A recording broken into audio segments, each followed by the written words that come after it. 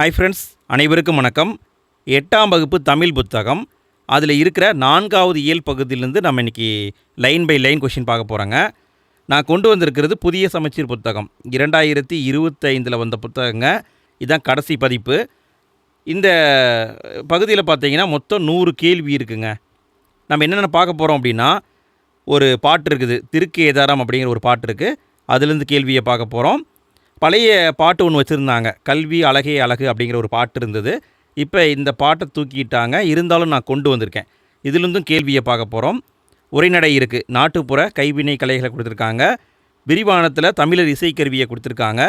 இலக்கணத்தில் எச்சம் கொடுத்துருக்காங்க. மொழித்திறன் பயிற்சி இருக்குது, திருக்குறள் இருக்குது. எல்லாத்துலேருந்தும் நம்ம லைன் பை லைன் கொஷின் பார்க்க போகிறோம். மொத்தம் 100 கேள்வி இருக்குது. ஸோ வீடியோவை முழுமையாக பாருங்கள் ஃப்ரெண்ட்ஸ். இதே மாதிரி மற்ற இலக்கு நம்ம வீடியோ போட்டிருக்கோம். அதுக்கான லிங்க்கு ஃபஸ்ட்டு கமெண்டில் இருக்குது. வீடியோ பாருங்கள், பிடிச்சிருந்ததுன்னா அந்த வீடியோக்களையும் பார்த்துருங்க. சரி, நம்ம இன்றைய வீடியோக்குள்ளே போகலாம். ஃபஸ்ட்டு நம்ம பார்க்க போகிறது திருக்கேதாரம். இது ஒரு பாட்டு கொடுத்துருக்காங்க, அதுலேருந்து கேள்விகளை பார்த்துடலாம். ஃபஸ்ட்டு கேள்வி, நம்பி ஆரூரார் தம்பிரான் தோழர் என்று அழைக்கப்படுபவர் யார்? நம்பி ஆரூரார் தம்பிரான் தோழர் என்று அழைக்கப்படுபவர் யார்? சுந்தரருங்க. நம்பி ஆரூரார் அப்படின்னாலும் தம்பிரான் தோழர் என்றாலும் சுந்தரர் தான். இரண்டாவது கேள்வி, சுந்தரர் பாடிய தேவார பாடல்கள் 12 திருமுறைகளுள் எத்தனையாவது திருமுறையாக வைக்கப்பட்டுள்ளன?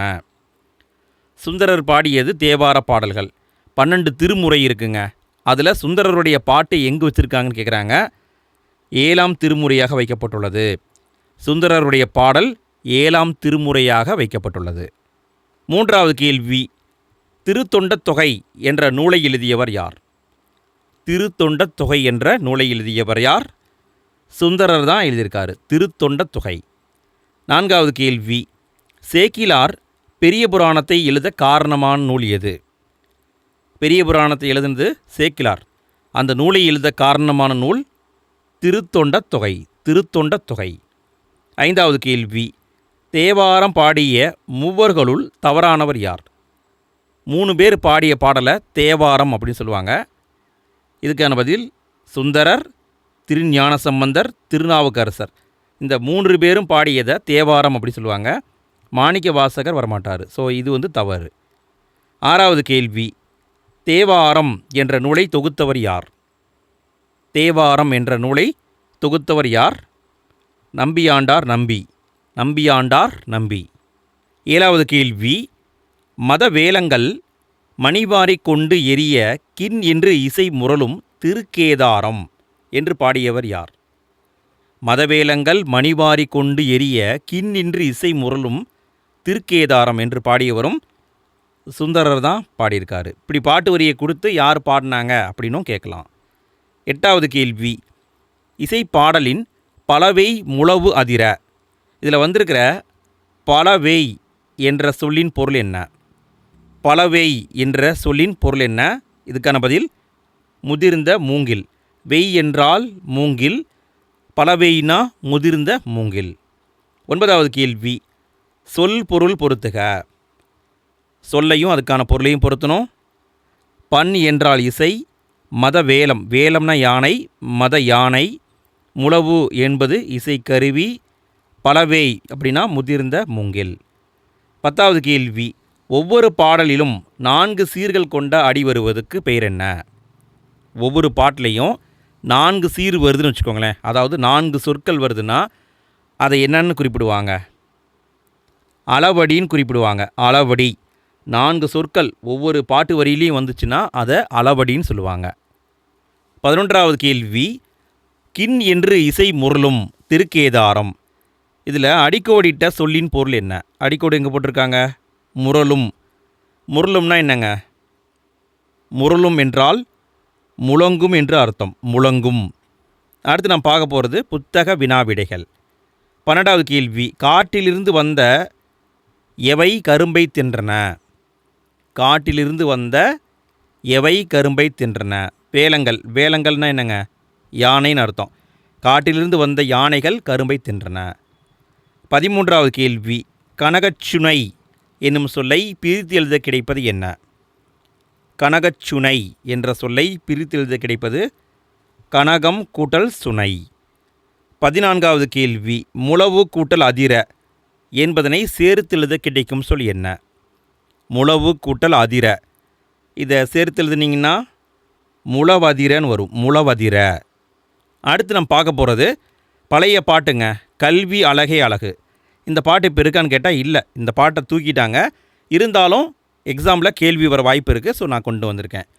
15வது கேள்வி, மனிதனுக்கு அழகையும் உயர்வையும் தரக்கூடிய உண்மையான அணிகலன்களை கூறும் நூல் எது? மனிதனுக்கு அழகையும் உயர்வையும் தரக்கூடிய உண்மையான அணிகலன்கள் எது அப்படின்னு ஒரு நூல் குறிப்பிடுது. இப்படி சொல்லக்கூடிய நூல் நீதிநெறி விளக்கம். 16வது கேள்வி, கற்றோருக்கு கல்வி நலனே கலனல்லால் மற்றோர் அணிகலம் வேண்டாவாம் என்று பாடியவர் யார்? கற்றவர்களுக்கு கல்விதான் அணிகலன், மற்ற அணிகலன் தேவையில்லை. இந்த கருத்தை பாடியிருக்காங்க. யார் பாடியிருக்காங்கன்னா குமரகுருபரர் பாடியிருக்காங்க, குமரகுருபரர். 17வது கேள்வி, குமரகுருபரர் எந்த நூற்றாண்டைச் சேர்ந்தவர்? குமரகுருபரர் எந்த நூற்றாண்டைச் சேர்ந்தவர்? இவர் 17வது நூற்றாண்டைச் சார்ந்தவர். குமரகுருபரர் 17வது நூற்றாண்டைச் சார்ந்தவர். 18வது கேள்வி, குமரகுருபரர் எழுதிய நூல்களுள் தவறானது எது? குமரகுருபரர் எழுதிய நூல்களுள் தவறானது கைலை கலம்பகம் சரி, சகலகல்லா வள்ளி மாலை சரி, மீனாட்சி அம்மை பிள்ளை தமிழ் சரி, முத்துக்குமாரசாமி பிள்ளை தமிழ் சரி. கந்தர் திருவெண்பான்னு வரக்கூடாதுங்க, தப்பு. கந்தர் கலிவெண்பா என்று வந்திருக்கணும். கந்தர் கலிவெண்பா அப்படிங்கிற நூலை தான் எழுதியிருப்பாங்க. நல்லா கவனிங்க, கந்தர் கலிவெண்பா, கைலை கலம்பகம், சகலகலா வள்ளி மாலை, மீனாட்சி அம்மை பிள்ளை தமிழ், முத்துக்குமாரசாமி பிள்ளை தமிழ், இந்த நூல்கள் எழுதினவர் குமரகுருபரர். 19வது கேள்வி, நீதிநெறி விளக்கம் என்ற நூலில் கடவுள் வாழ்த்து உட்பட எத்தனை வெண்பாக்கள் உள்ளன? நீதிநெறி விளக்கம் என்ற நூலில் கடவுள் வாழ்த்தோட எத்தனை வெண்பாக்கள் இருக்குது? மொத்தம் 102 வெண்பாக்கள் இருக்குங்க. 102 வெண்பாக்கள் இருக்குது. 20வது கேள்வி, கற்றோருக்கு கல்வி நலனே கலனல்லால் மற்றோர் அணிகலம் வேண்டாவாம் என்ற பாடல் நீதிநெறி விளக்கத்தில் எத்தனையாவது பாடல்? இந்த பாட்டு எங்கே இருக்குங்க? நீதிநெறி விளக்கம் அப்படிங்கிற நூலில் இருக்குது. எத்தனையாவது பாட்டாக இருக்குன்னு கேட்குறாங்க. எத்தனையாவது பாட்டாக இருக்குது? 13வது பாட்டாக இருக்குதுங்க. 13வது பாடல். 21வது கேள்வி, சொல் பொருள் பொறுத்துக. சொல்லையும் அதுக்கான பொருளையும் பொருத்தணும். இதுக்கான பதில், முற்ற என்றால் ஒளிர, விண்ணம் என்றால் சேதம், முகில் என்றால் மேகம், சேகரம் என்றால் கூட்டம். 22வது கேள்வி, கல்வி கரையில கற்பவர் நாள் சில, மெல்ல நினைக்கின் பிணி பல, தெல்லிதின் ஆராய்ந்தன்மையுடைய கற்பவே நீரொழிய பாலூன் குறுகின் தெரிந்து என்று கல்வியின் சிறப்பை கூறும் நூல் எது? என்ன பண்ணுவாங்கன்னா, இந்த வரியை மட்டும் கொடுப்பாங்க. கல்வி கரையில் கற்பவர் நாள் சில, இப்படி சொல்லக்கூடிய நூல் எதுன்னு கேட்கலாம். இதுக்கான பதில் இது எங்கே இருக்குது? நாலடியாரில் இருக்குதுங்க. கல்வி கரையில் கற்பவர் நாள் சில, இந்த பாட்டு வரி நாலடியார் என்ற நூலில் இருக்குது. அடுத்து நம்ம பார்க்க போகிறது புத்தக வினாவிடைகள். 23வது கேள்வி, கற்றவருக்கு அழகு தருவது எது? கற்றவருக்கு அழகு தருவது அவர் கற்ற கல்வி. கல்வி. 24வது கேள்வி, கலனல்லால் என்னும் சொல்லை பிரித்து எழுத கிடைப்பது என்ன? கலனல்லால் என்ற சொல்லை பிரித்து எழுத கிடைப்பது கலன் கூட்டல் அல்லால். கலன் கூட்டல் அல்லால். அடுத்து நாம் பார்க்க போகிறது உரைநடை. நாட்டுப்புற கைவினை கலைகளை கொடுத்துருக்காங்க. கேள்விகளை பார்க்கலாம். 25வது கேள்வி, கலை அழகு மிக்க மண்கலங்கள் கண்டெடுக்கப்பட்ட செம்பியன் கண்டியூர் உள்ள மாவட்டம் எது? மண்கலங்களை கண்டுபிடிச்சிருக்காங்க. எங்கே கண்டுபிடிச்சிருக்காங்க? செம்பியன் கண்டியூரில் கண்டுபிடிச்சிருக்காங்க. அது எந்த மாவட்டத்தில் இருக்குதுங்க? இது நாகப்பட்டினம் மாவட்டத்தில் இருக்குது. செம்பியன் கண்டியூர் நாகை மாவட்டத்தில் இருக்குது. 26வது கேள்வி, கைவினை பொருட்கள் செய்வதற்கு ஏற்ற மூங்கில் வகை எது? கீழே இருக்கிறது எல்லாமே மூங்கில் வகை. எந்த மூங்கிலை வச்சு கைவினை பொருட்களை செய்யலாம்? இதுக்கான பதில் கூட்டு மூங்கில். கைவினை பொருட்கள் செய்வதற்கு ஏற்ற மூங்கில் வகை கூட்டு மூங்கில். 27வது கேள்வி, கூம்போடு மீப்பாய் களையாது என்று முற்காலத்தில் பாய்மரக் கப்பல்களில் பாய் பயன்படுத்தப்பட்டதை கூறும் நூல். கூம்போடு மீப்பாய் களையாது. இந்த பாட்டு வரியின் அர்த்தம் என்னென்னா, முற்காலத்தில் பாய்மரக் கப்பலில் பாயை பயன்படுத்தியிருக்காங்க. இதை எந்த நூலில் குறிப்பிடுறாங்க? புறநானூறில் தான் சொல்லியிருக்காங்க. புறநானூறு. 28வது கேள்வி. பானை செய்ய உதவும் சக்கரத்தின் பெயர் என்ன? பானை செய்ய உதவும் சக்கரத்துடைய பெயர் என்ன? திருவை என்று சொல்வார்கள். திருவை. 29வது கேள்வி. கைவினை பொருட்கள் செய்ய ஏற்ற மூங்கில் வகை எது? முன்னாடியே பார்த்துட்டோம், கூட்டு மூங்கில். 30வது கேள்வி. கலாமஸ் ரொடாங் எதன் அறிவியல் பெயர்? கலாமஸ் ரொடாங் என்பது எதனுடைய அறிவியல் பெயர்? மூங்கிலுடைய அறிவியல் பெயர் கலாமஸ் ரொடாங். அடுத்து நாம் பார்க்க போகிறது புத்தக வினாவிடைகள். 31வது கேள்வி. பழந்தமிழ் இலக்கியங்களை பாதுகாத்து வைத்தவை எவை? பழந்தமிழ் இலக்கியங்களை பாதுகாத்து வைத்தவை பனையோலைகள். பனையோலைகள். 32வது கேள்வி. பானை டேஸ் ஒரு சிறந்த கலையாகும். பானை டேஸ் ஒரு சிறந்த கலையாகும். பானை வனைதல்னு சொல்லுவாங்க. பானை வனைதல் என்பது ஒரு சிறந்த கலையாகும். 33வது கேள்வி. மட்டுமல்ல என்னும் சொல்லை பிரித்து எழுத கிடைப்பது என்ன? மட்டுமல்ல என்ற சொல்லை பிரித்து எழுத கிடைப்பது மட்டும் கூட்டல் அல்ல. மட்டும் கூட்டல் அல்ல. 34வது கேள்வி. கயிறு கூட்டல் கட்டில் என்பதனை சேர்த்து எழுத கிடைக்கும் சொல் என்ன? கயிறு கூட்டல் கட்டில், இதை சேர்த்து எழுதுனீங்கன்னா கயிற்று கட்டில்னு வரும். கயிற்று கட்டில் இதுதான் சரி. இந்த கயிறு கட்டில்னு போட்டுறாதீங்க, சரிங்களா? கயிற்று கட்டில் என்பது தான் சரி.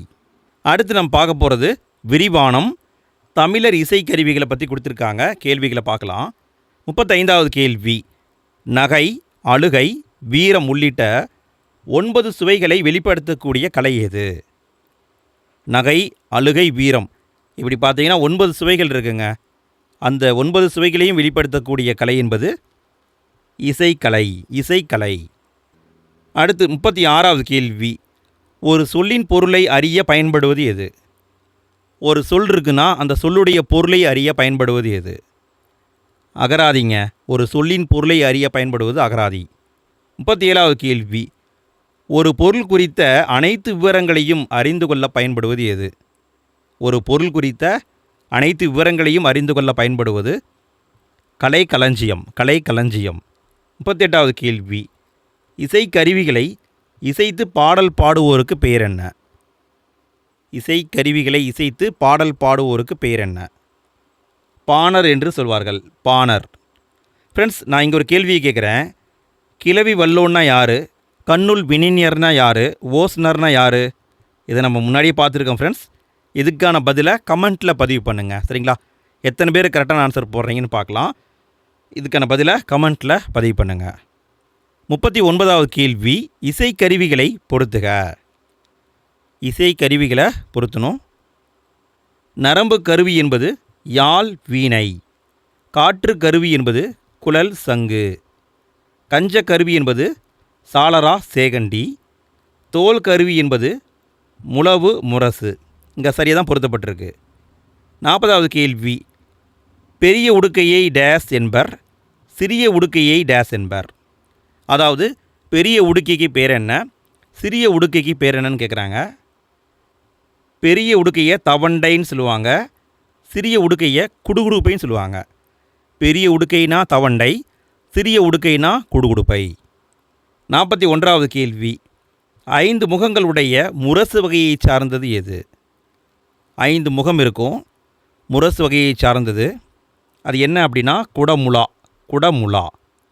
42வது கேள்வி. கொன்றை குழல், முல்லை குழல், ஆம்பல் குழல் என பல வகையான குழல்கள் இருந்ததை கூறும் நூல் எது? கொன்றை குழல் இருந்திருக்கு, முல்லை குழல் இருந்திருக்கு, ஆம்பல் குழல் இருந்திருக்கு. இப்படி நிறைய டைப்பு குழல்கள் இருந்திருக்கு என்பதை குறிப்பிடும் நூல் சிலப்பதிகாரம். சிலப்பதிகாரம். 43வது கேள்வி. கொம்பு என்ற இசைக்கருவியின் பெயர்களில் பொருந்தாதது எது? கொம்பு அப்படின்னு ஒரு இசைக்கருவி இருக்குங்க. அதனுடைய வேறு பெயர்கள் என்னென்னு பார்த்தீங்கன்னா எக்காலம் அப்படின்னு சொல்லுவாங்க, சிங்கநாதம்னு சொல்லுவாங்க, துத்தரின்னு சொல்லுவாங்க, பணிலம் அப்படின்னு சொல்ல மாட்டாங்க. பணிலம் அப்படின்னா சங்குங்க. பணிலம் என்றால் சங்கு. ஸோ இங்கே தான் இதுதான் தப்பு. கொம்பு அப்படின்னா எக்காலம், சிங்கநாதம், துத்தரி எல்லாம் வரும். 44வது கேள்வி, பஞ்ச மகாசப்தத்தை எழுப்பும் கருவி எது? பஞ்ச மகாசப்தத்தை எழுப்பும் கருவி குடமுழா. குடமுழா. 45வது கேள்வி, தண்டுடுக்கை தாளந்தக்கை சாரணடம் பயில்வார் என்று பாடியவர் யார்? தண்டுடுக்கை தாளந்தக்கை சாரணடம் பயில்வார் இப்படி பாடியவர் யார்? திருஞான சம்பந்தர். திருஞான சம்பந்தர். 46வது கேள்வி, சேமங்கலம் என அழைக்கப்படுவது எது? சேமங்கலம் என அழைக்கப்படும் இசைக்கருவி சேகண்டி. சேமங்கலம் அப்படின்னா அது சேகண்டி. 47வது கேள்வி, பாண்டில் என்று அழைக்கப்படுவது எது?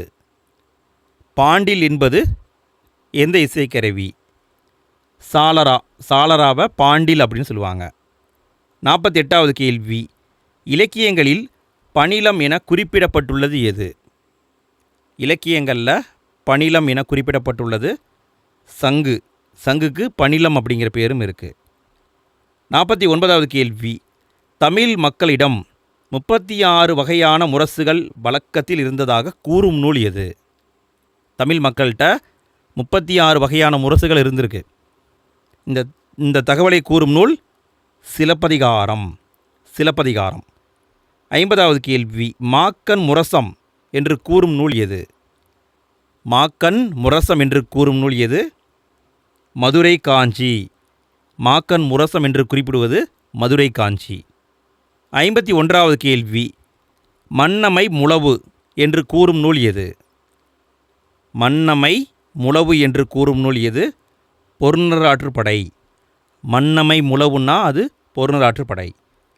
52வது கேள்வி, பாணி என அழைக்கப்படுவது எது? பாணி என அழைக்கப்படுவது திமிலை. திமிலைக்கு என்ன பேருங்க? பாணிங்கிற பேரும் இருக்குது. 53வது கேள்வி, திமிலை என்ற இசைக்கருவி எந்த மரத்தால் செய்யப்படும்?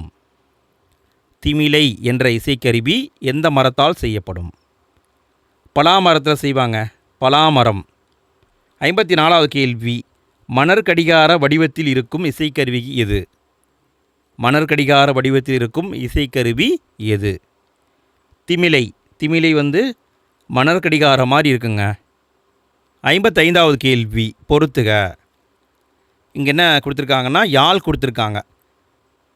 இதுக்கான பதில் 7 நரம்புகளை கொண்டது வீணை, 14 நரம்புகளை கொண்டது சகோட யாழ், 19 நரம்பு இருந்தால் அதுக்கு பேர் மகர யாழ், 21 நரம்பு இருந்தால் அது பேரியாழ்னு சொல்லுவாங்க. நல்லா கவனிங்க. 7 நரம்பு இருந்தால் அது வீணை, 14 நரம்பு இருந்தால் சகோட யாழ், 19 நரம்பு இருந்தால் அது மகர யாழ், 21 நரம்பு இருந்தால் அது பேரியாழ். 56வது கேள்வி, பரிவாதினி என்னும் வீணை டேஸ் என்ற பல்லவ மன்னன் காலத்தில் வழக்கில் இருந்ததாக கூறப்படுகிறது. பரிவாதினி அப்படிங்கிற ஒரு டைப்பான வீணை இருந்திருக்குங்க. யார் காலத்தில் இருந்திருக்கு? மகேந்திரவர்மன் அப்படிங்கிற பல்லவ மன்னன் காலத்தில் இருந்திருக்கு.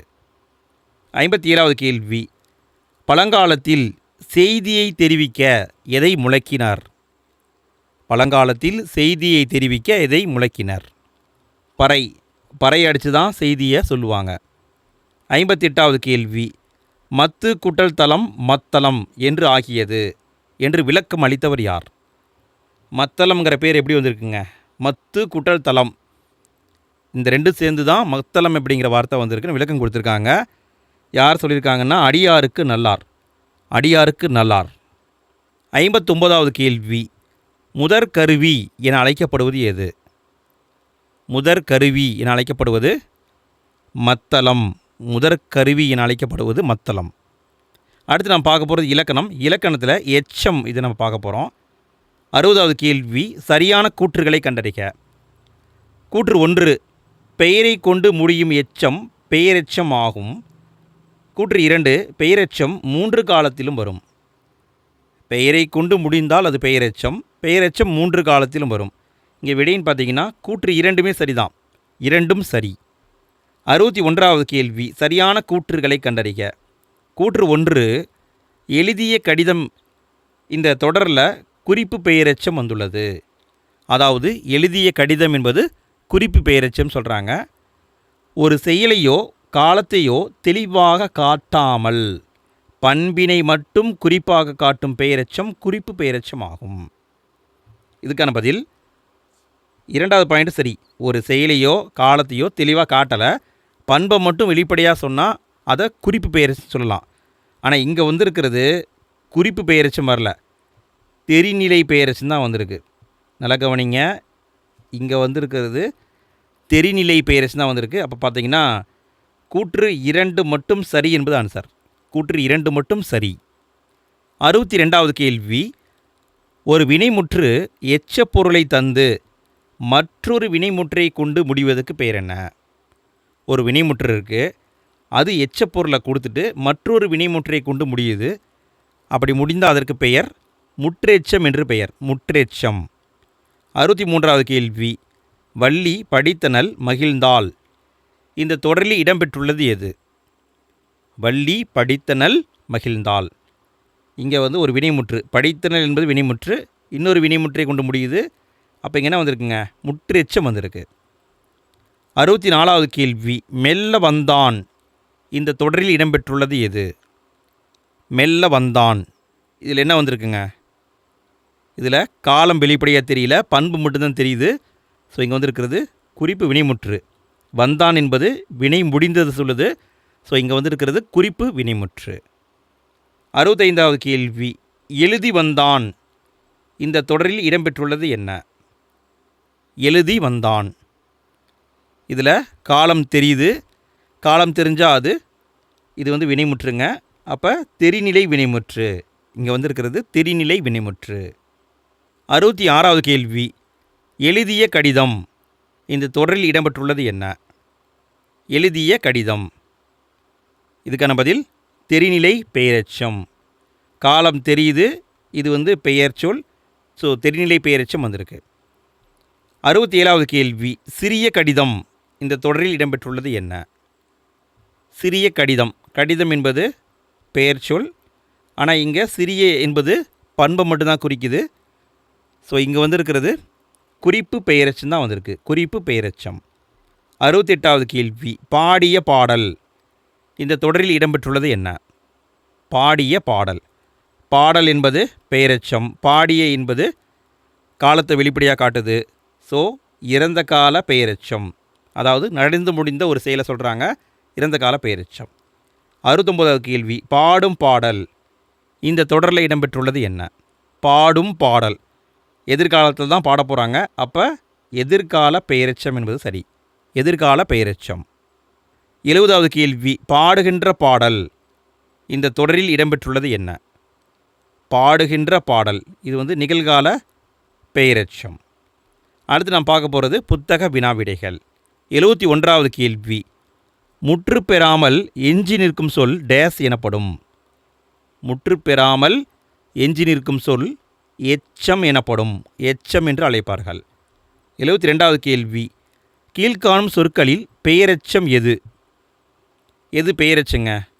பெயரை கொண்டு முடிந்தால் அது பெயரெச்சம். இங்கே வந்திருக்கிறது பார்த்த என்பதுதான் பெயரெச்சம், பார்த்த.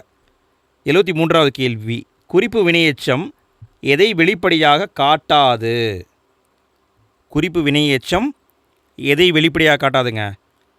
காலத்தை வெளிப்படையாக காட்டாது, பண்பை மட்டும்தான் காட்டும், காலத்தை காட்டாது. 74வது கேள்வி, பொறுத்துக.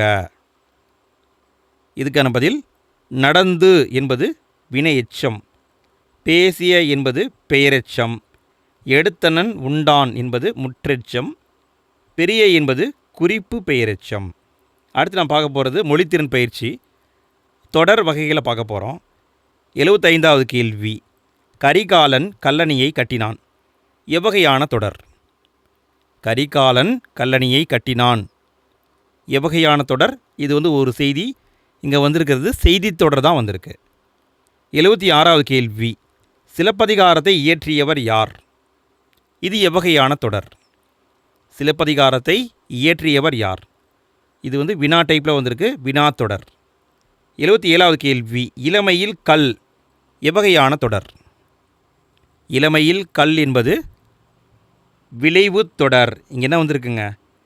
ஏவலில் சொல்லியிருக்காங்க, இளமையில் கல்னு ஏவலில் சொல்லியிருக்காங்க. ஏவல் வந்தால் அது விளைவு தொடர். 78வது கேள்வி, திருக்குறள் நூலை தருக. எவ்வகையான தொடர்? என்ன பண்ணுறாங்க? வேண்டுதல் அடிப்படையில் கேட்குறாங்க. வேண்டுதல் வந்தாலுமே அது விளைவு தொடர் தான். திருக்குறள் நூலை தருக என்பது விளைவு தொடர். 79வது கேள்வி, உழவுத் தொழில் வாழ்க. இது எவ்வகையான தொடர்? உழவுத் தொழில் வாழ்க. இங்கே வாழ்த்துறாங்க.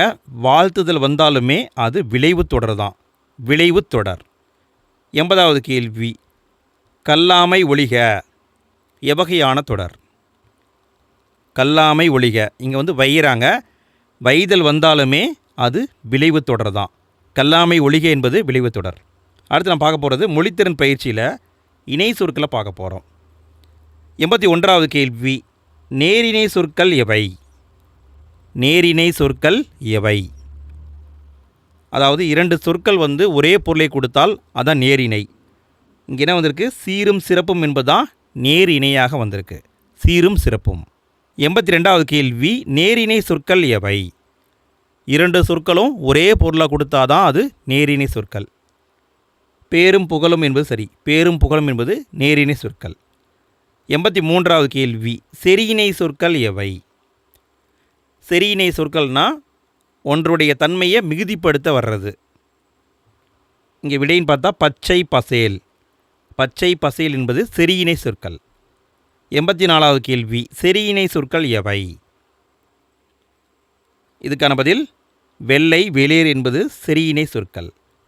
85வது கேள்வி, எதிரிணை சொற்கள் எவை? அதாவது முரண்பட்ட சொற்கள் வந்தால் அதை தான் எதிரிணை சொல்லுவாங்க. இங்கே வந்திருக்கிறது இரவு பகல் என்பது முரண்பட்டது, உயர்வு தாழ்வு என்பதும் முரண்பட்டது. இந்த 2ம் தான் எதிரிணை சொற்கள். அடுத்து நாம் பார்க்க போகிறது சரியான இணை சொற்களால் நிரப்புக. 86வது கேள்வி, சான்றோர் எனப்படுபவர் டேஸ்களில் சிறந்தவர் ஆவர். சான்றோர் எனப்படுபவர் கல்வி கேள்விகளில் சிறந்தவர் ஆவர். கல்வி கேள்விகளில் சிறந்தவர்.